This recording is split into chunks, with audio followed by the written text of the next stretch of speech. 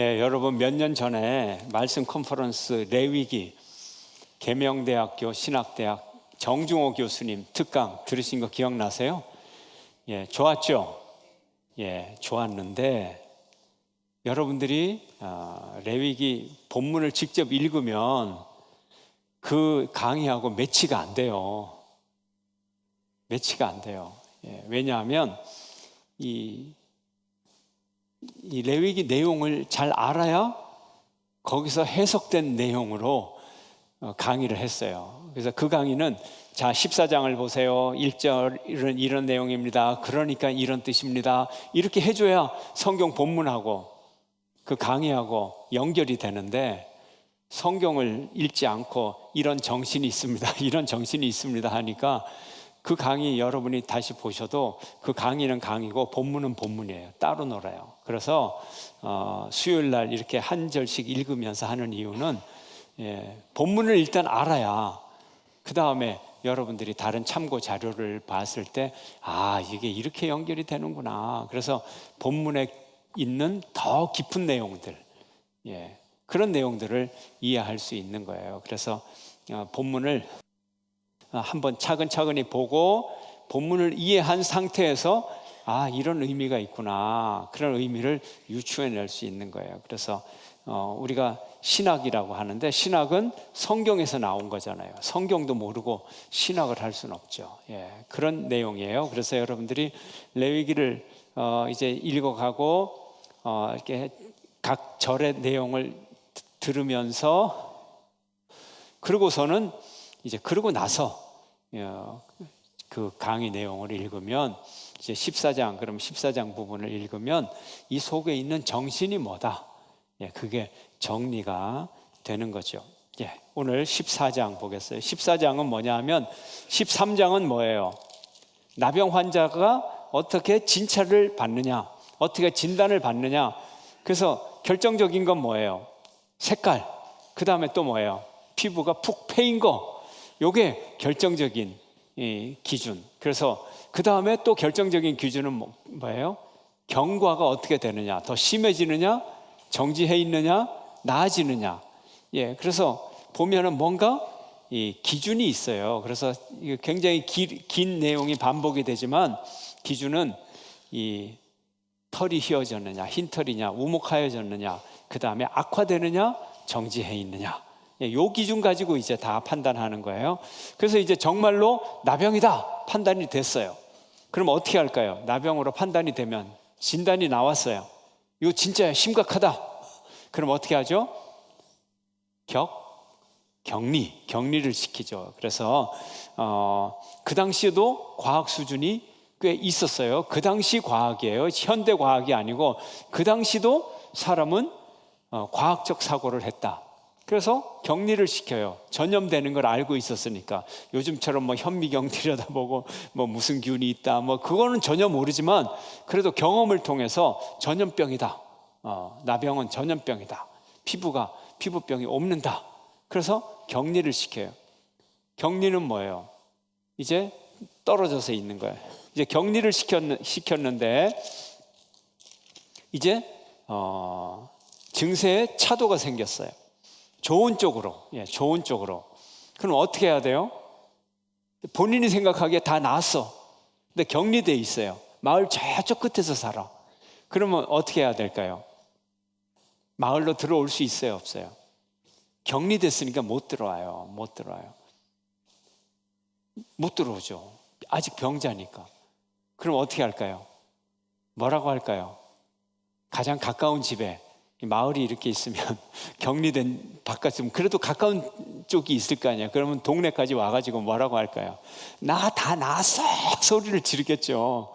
나 다 나았다고 마을로 들어가도 돼요 뭐 그럴 거 아니에요. 그럼 어떻게 해야 돼요? 이제는 진짜로 나아야 들어오죠. 이제 여전히 막 전염병을 활성화하고 있는 사람이 들어오면 큰일 나요. 그러면 진단을 해야 될 거 아니에요. 그렇죠? 그럼 진단을 누가 합니까? 제사장이. 그럼 어떻게 해야 돼요? 이 사람은 아직 나았다는 진단을 안 받았기 때문에 아직은 불결한 사람이에요. 그러면 다가가야 돼요? 안 다가가야 돼요? 일반인은 다가가면 안 되지만 아무리 전염병을 가져도 진단하는 의사는 다가가야죠. 의사는 가야 진단을 할 거 아니에요. 그죠? 그래서 제사장이 직접 나가서 다가갑니다. 1, 2, 3절 함께 읽겠습니다. 1, 2, 3절 오늘 14장 1, 2, 3절 함께 시작. 여호와께서 모세에게 말씀하여 이르시되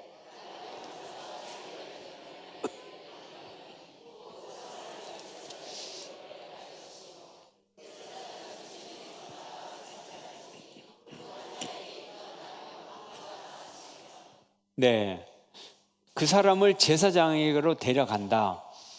그래서 제사장이 사는 성전으로 데려간다, 성막으로 데려간다, 그런 의미가 아니고 만나게 해준다는 거예요. 제사장으로 데려가는데 만나게 하는데 어떻게 만나요? 3절에 제사장이 진영에서 나가서 그 사람에게 가는 거예요. 격리된 사람에게 가서 왕진 가방 들고 가서 이제 병이 낫는지 안 낫는지 보듯이 그 당시 수준의 과학으로 제사장이 이 사람의 환부를 보는 거예요. 그래서 환부가 나았다. 그러면 이제 진단을 하는 거예요. 그래서 보고 정말로 나병 환부가 나았으면 어떻게 할까요? 이 사람이 마을로 들어와야 되겠죠. 들어와야 되겠죠. 그런데 그냥 들어오는 게 아니에요. 그냥 들어오는 게 아니에요. 예. 자, 그냥 들어오는 게 아니라 절차가 필요하다 하는 거예요. 절차가 필요하다. 절차가 필요하다. 우리가 죄인 되었을 때 누가 우리에게 오셨죠? 예수님이 우리에게 오셨죠. 우리가 하나님께로 갈 수는 없지만 예수님이 우리에게 오셔서 우리에게 구원의 길을 열어주었듯이 제사장이 환자에게 직접 가서 그에게 이 완치 판정을 이제 내려주게 되죠. 그러나 그냥 들어오는 게 아니에요. 정결예를 거쳐야 되는 거예요. 정결예를 거쳐야 돼요. 자, 이 사람이 나병에 걸려서 나갔기 때문에 굉장히 심각한 질병이거든요. 이 나병으로 이 전염병이 퍼지면 모든 사람이 다 나병에 걸릴 확률이 있기 때문에 엄청난 부담을 갖는 거죠. 공동체 사람들이, 가족들이. 근데 그 사람이 다시 오는데 그냥 다 났어? 그러고 탁 들어오면 믿을까요? 안 믿을까요? 안 믿죠. 그리고 그 당시에 전염병이나 질병이나 이런 거는 무엇으로 생각을 해요? 하나님의 징계다, 죄의 결과다, 이렇게 생각을 하기 때문에 이제는 병은 나았지만 그 죄를 깨끗하게 하는, 또 하나님과 다시 화목하게 하는 그 과정이 필요하다는 거예요. 그 과정이 필요해서 절차를 거쳐서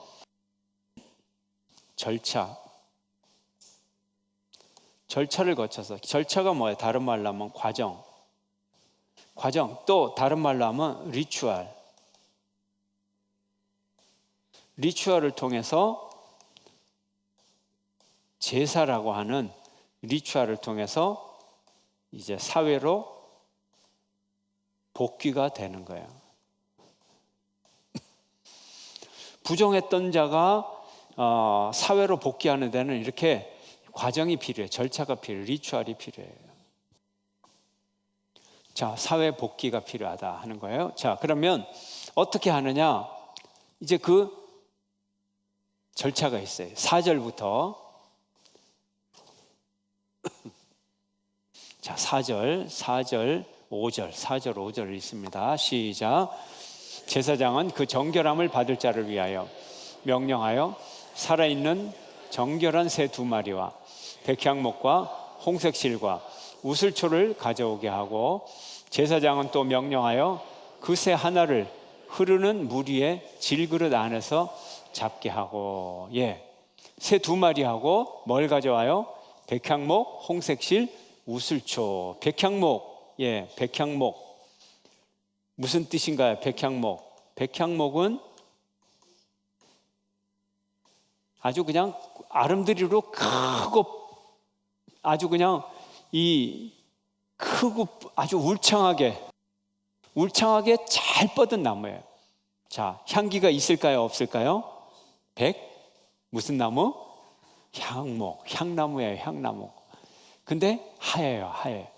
그래서 이 레바논에 가면은 아주 그냥 울창하고 큰 나무가 있어요. 그 뜨거운 날씨에도 잎사귀가 얼마나 푸르고 한지, 그 다음에 이 나무 질이 굉장히 단단하고 아주 그냥 너무 아름드리로 커서 이걸로 백향목 뭐를 만들어요? 솔로몬이 백향목 궁전을 만들었잖아요. 예, 최고의 목재예요, 백향목. 그래서 잘 뻗어나가는 힘을 상징해요, 힘. 그 다음에 또 뭐를 갖고 와요? 홍색실. 홍색실은 뭘 뜻하느냐 하면 새로운 생명력, 피를 뜻하잖아요. 홍색, 생명력을 상징하고, 그 다음에 우슬초. 우슬초는 뭘 하느냐? 정결하게 하는 힘이 있다. 정결을 상징을 해요. 그럼 이 세 가지를 갖고 뭘 할 거냐는 거예요. 백향목, 홍색실, 우슬초. 우슬초를 가지고 이제 가지가 가늘기 때문에 우슬초로 뭘 해요? 여러분 기억 안 나요? 다윗이 우슬초로 나를 정하게 하소서. 뭘 뜻하나요? 우슬초라가 쌀이 빗자루처럼 작은 가지가 가는 나무니까 쌀이 같은 그런 거예요, 모양이. 그래서 그걸로 이렇게 모아가지고 뭐로 묶어요? 홍색실로 묶고, 그럼 대는 뭐로 만들어요? 튼튼한 백향목. 그래서 백향목을 준비하라 그래서 그러니까 문둥병에 나았다는 이거를 예식에 이 백향목이 필요하면 큰 아름드리 백향목이 필요한 게 아니라 백향목 막대기 정도면 된다는 거예요. 그 막대기에 이 우슬초를 막 이렇게 해서 홍색실로 묶었어. 뭐 같아요? 빗자루 같죠, 빗자루. 그 빗자루로 뭐 할까요? 청소할까요? 예, 물론 죄를 청소하겠죠. 근데 그 죄를 청소하는 방법은 땅바닥을 쓰는 게 아니라 피를 찍어서 뿌린다는 거예요. 예. 피를 찍어 뿌리려고 이 세 가지 재료가 필요한 거예요. 그러면 새를 흐르는 물 속에서 질그릇 안에서 새를 잡고, 거기서 피가 나온 피를 갖고 이렇게 빗자루 비슷한 걸 이 세 가지 재료를 갖고 만들어 갖고 피를 찍어서 어디다 뿌려요? 몇 번 뿌리라고요? 예, 그 다음을 읽어야 되겠죠. 그 다음 읽어야 되겠지. 예. 자, 6절까지 읽었나요? 5절까지 읽었죠. 자, 6절, 7절 함께 읽습니다. 시작. 다른 새는 산채로 가져다가 백향목과 홍색실과 우슬초와 함께 가져다가 흐르는 물 위에서 잡은 새의 피를 찍어 나병에서 정결함을 받을 자에게 7번 뿌려 정하다 하고, 그 살아있는 새는 들에 놓을지며. 자, 이 우슬초와 홍색실로 백향목을 묶어서 이제 새를 잡고 그 폐를 찍어서 나병 환자에게, 이제 다 나은 환자지만 이 정결함을 받는 자, 예식적으로 리추얼을 통해서 정결함을 받아야 돌아오는 거예요. 정결함을 받을 자에게 7번 뿌려. 그 다음에 살아있는 새는 어떻게 하라고요? 들에 놓으라. 새를 놓으라. 여러분 이렇게 지금은 레위기는 이제 제사법의 초창기잖아요. 요거 뒤에 나오는 제사법 뭐가 기억이 나요? 여러분 다 알고 있잖아요.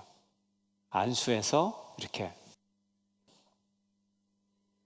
어디로 내보내? 들판으로 내보내는 무슨 아로 시작되는 아사셀 염소.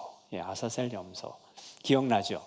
죄를 전가해서 광야로 내보내요. 그것처럼 이 새 한 마리를 날려 보내는 예식을 하라 하는 거예요.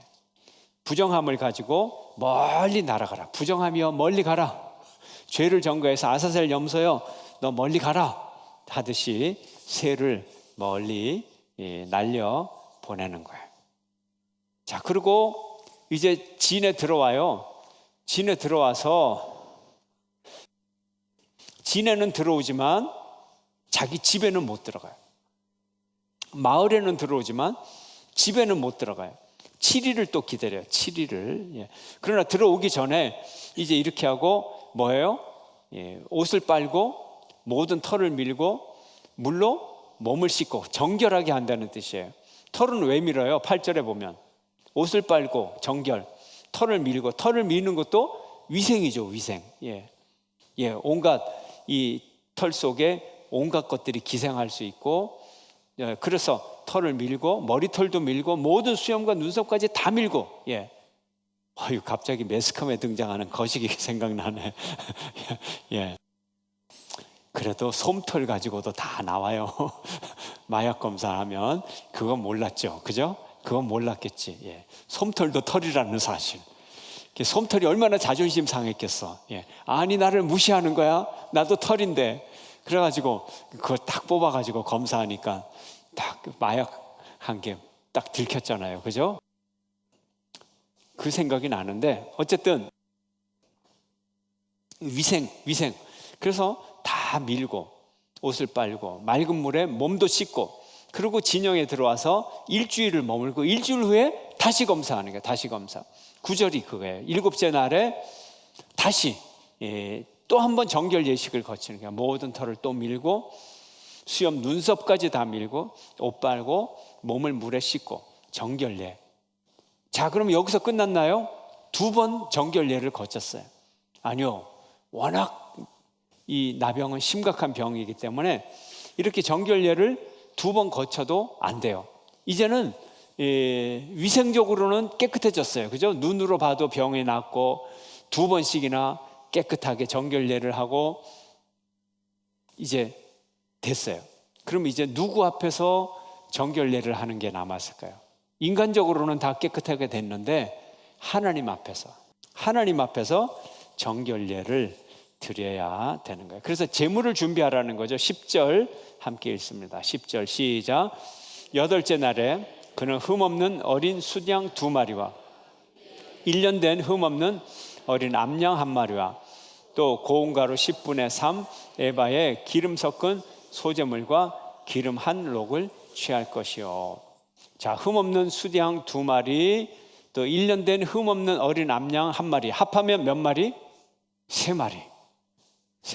그러면 각각 1마리당 제사를 한 제사씩 드릴 수가 있어요. 한 제사씩. 그러면 무슨 제사일까요, 여러분? 앞에 여러분이 5가지 제사를 알잖아요. 그럼 3마리, 양이 3마리잖아요. 수장 2마리, 암양 1마리. 그러면 앞을 막 찾으면 이제 이 제물이 무슨 재료인지 다 알게 되는데, 안 찾아도 그래도 그런 거 있잖아요. 공부 열심히 하면 그 대충 통밥으로도 이렇게 맞추는 거 있잖아요. 이젠 그 수준이 돼야 돼요. 첫 번째 속건제, 2번째 제물은 속죄제. 그러면 또 하나 빠진 거 있죠. 가장 기본적인 제사, 번제. 이야, 수능에 성경 나오면 여러분들은 만점 받을 거야. 이렇게 유추할 수 있어야 되거든요. 3가지 중요한 제사가 뭐겠냐, 이런 일에 있을 때 그러면 양을 드리는 제사 뻔해요. 딱 3가지 딱 나오는 거예요. 양을 드리는 제사, 속건제, 속죄제, 번제, 이 3가지. 그 제물 3마리니까 맞았어요. 이 정도 되면 수준이 높은 거예요. 좀 이런 맛도 있어야지. 어쩌다가 찍었는데 맞고 그런 맛도 있어야지. 뭐 맨날 다 알고 그러면 긴장감도 없어지고. 그리고 보세요. 여기 보면 특별할 게 없어요. 고운 가루가 등장하면 그 다음에 반드시 뭐가 필요해요? 기름이 따라와야죠. 기름이 따라와야죠. 거기다 이제 더 보태면 2가지가 따라오는 거 있어요. 뭐가 따라와요? 향과 또 소금. 그러나 절대 따라오면 안 되는 거, 누룩. 됐어요. 그래서 기름, 고운 가루, 기름, 이거는 뭘 드린다? 소제물. 여기 다 나오잖아요. 소제물과 소제의 재료다 하는 거죠. 그래서 이제 그 다음에 설명이 다 나와요. 본문 속에 다 답이 있다니까요. 본문 속에. 그래서 제가 앞에 2마리인데 12절에 보면 수장 1마리를 뭐로 드려요? 속건제로 드리잖아요. 그래요, 안 그래요? 자, 그 다음에 13절에 보니까 또 수장 1마리 있는 건 무슨 제사로 드려요? 속죄제로 드리잖아요. 그 다음에 번제물. 번제물은 뭐예요? 세 번째 어린 암양 이렇게 드리는 거예요. 그럼 복습을 해야 되겠다. 왜 세 가지 제사를 다 드려요? 속건제는 무슨 의미예요? 속건제. 배상의 의미라 그랬잖아요. 배상의 의미. 속건제는 배상의 의미. 속죄제는요. 그야말로 속죄의 의미죠. 예. 번제는 무슨 의미? 감사의 의미. 그래서 각각의 의미를 담아서 다 드리라. 하나님께 드리라 하는 거예요. 자, 그런데 속건 제물의 피를 취하여서, 자, 한번 14절 있습니다. 시작. 제사장은 그 속건 제물의 피를 취하여 정결함을 받을 자의 오른쪽 귓부리와 오른쪽 엄지손가락과 오른쪽 엄지발가락에 바를 것이요.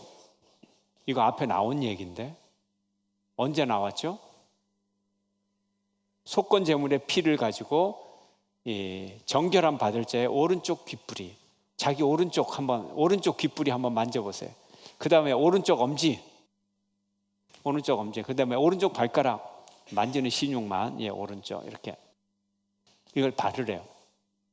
이건 몸의 돌출부, 그 다음 몸의 대표적인 기관, 머리, 몸통, 머리, 어깨, 무릎, 발무릎발, 머리, 귓불, 그 다음에 몸통의 가운데 오른쪽 엄지, 그 다음에 발끝에 중심되는 부분 오른쪽 엄지발가락.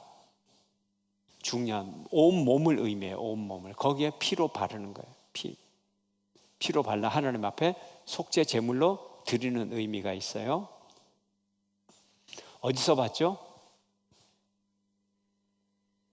앞에 분명히 나온 건 틀림없죠. 근데 어디서 나온가는 모르겠죠. 제사장 위임식 때, 제사장 위임식 때. 그러면 나병만 걸리면 제사장 되겠네? 제사장 위임식 때 이렇게 했잖아요. 속건 제물 갖고. 그러니까 나병 걸리면 똑같이 하니까 제사장 되겠네. 나병 일부러라도 걸려야 되겠어요. 그죠?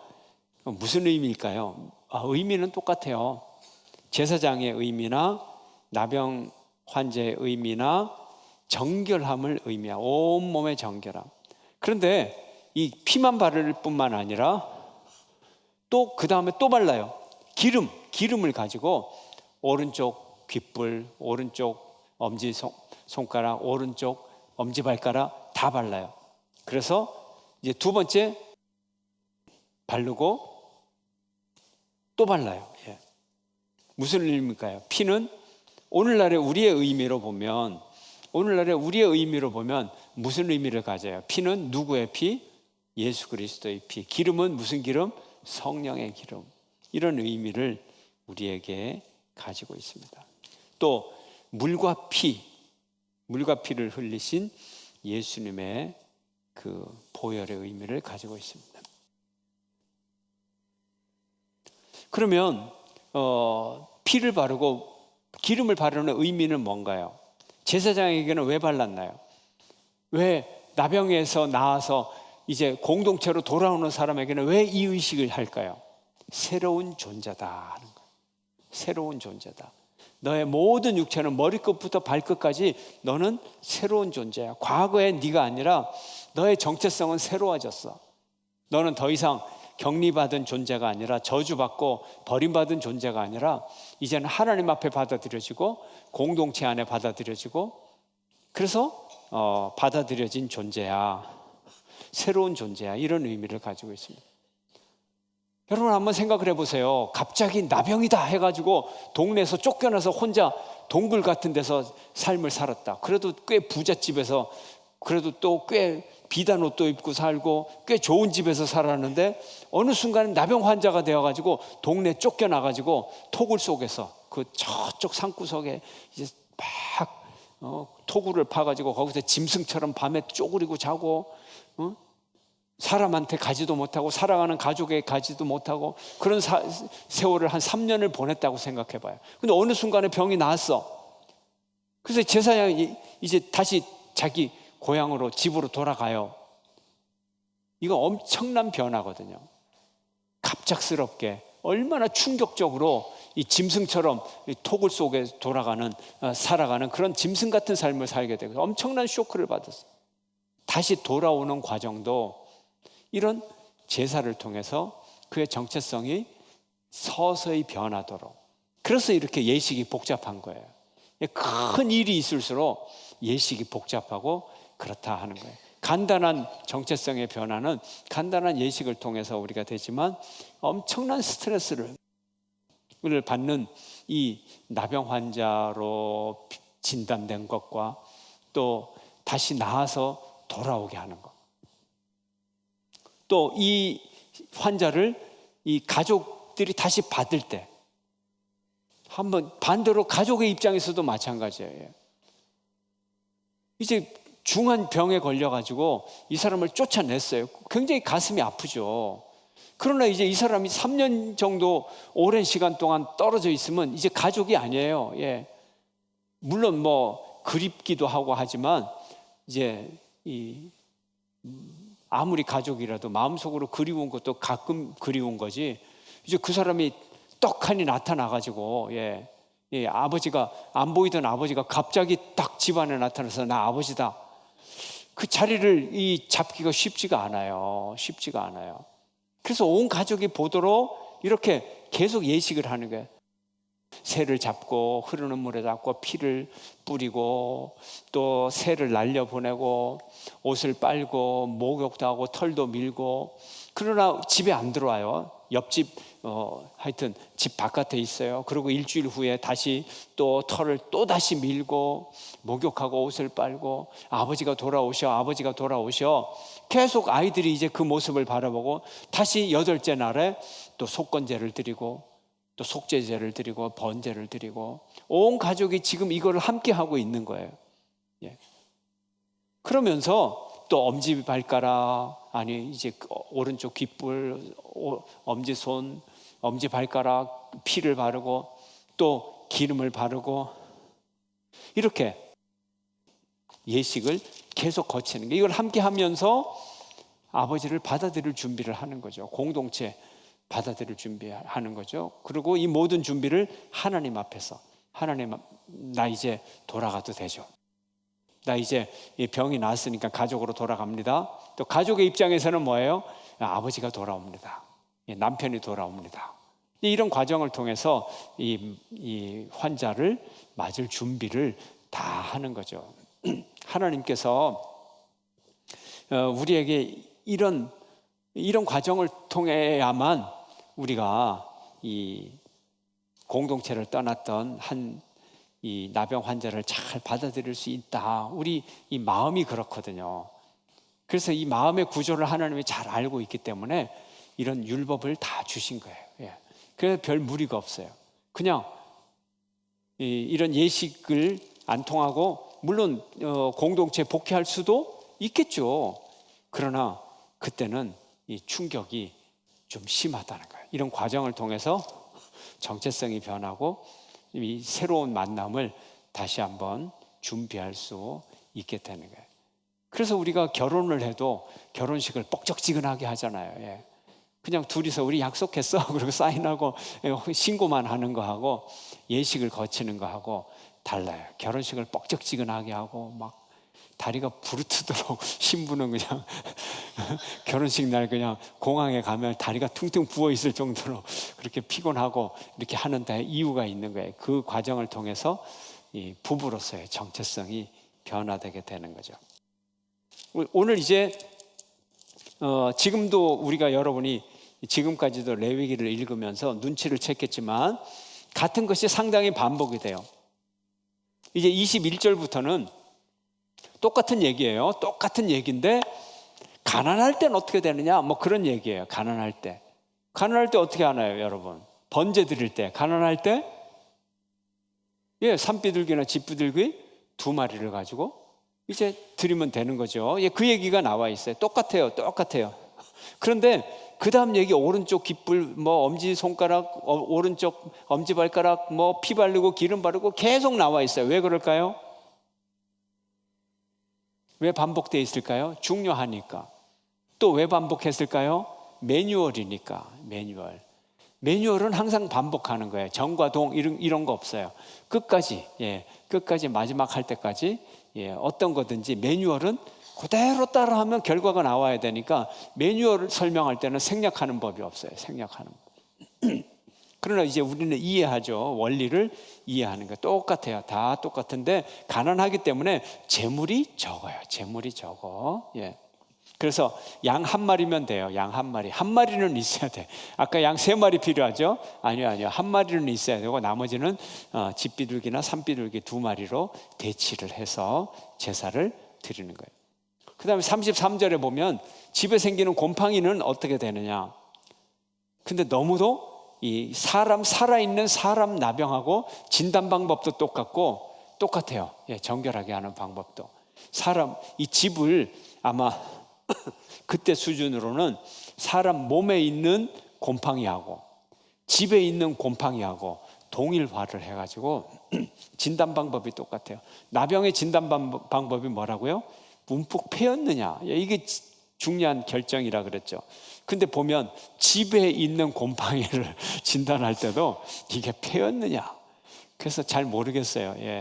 그렇게 정말로 집에 있는 곰팡이의 악성과 이거를 진단을 했는지 그건 모르겠고, 천국 가서 뭐 이스라엘 시대 제사장님 했던 분을 만나면 제가 한번 물어보려고 그래요. 사람에게 있는 곰팡이하고 집에 핀 곰팡이하고 어떻게 똑같이 동일화를 했는데, 그래서 깨끗하게 하는 방법도 똑같아요. 홍색실과 우슬초와 백향목으로 만든 것을 정결하게 하는, 뿌리고 막 하는 방법까지 똑같아요. 읽어보시면 될 거예요. 그래서 오늘 우리가 알아야 할 말씀드려야 할 것은, 우리가 하나님의 앞에서 정결례를 취하고 하나님 앞으로, 공동체 앞으로 돌아와야 한다 하는 거예요. 우리에게 정결례가 필요하다. 우리의 삶과 우리의 마음과 생활과 모든 것을 정결하게 하면서 하나님의 공동체로 돌아와야 된다는 거예요. 예수 그리스도께서 피를 흘리셔서 우리에게 그 보혈의 은혜를 베푸셔서 우리로 하여금 성도의 공동체로 들어오게 하는 것처럼 우리가 그 피의 은혜를 덧입어 공동체로 돌아가자 하는 것입니다. 또 우리가 공동체로 돌아온 것, 거저 돌아온 것이 아니에요. 구약시대에 이렇게 복잡한 예식이 있었던 것을 예수께서 우리 대신 다 이 예식을 치러주셔서 우리는 거저 얻은 은혜로 하나님의 공동체에 들어왔다. 주님의 은혜 감사하는 여러분 되시기를 주의 이름으로 축원합니다.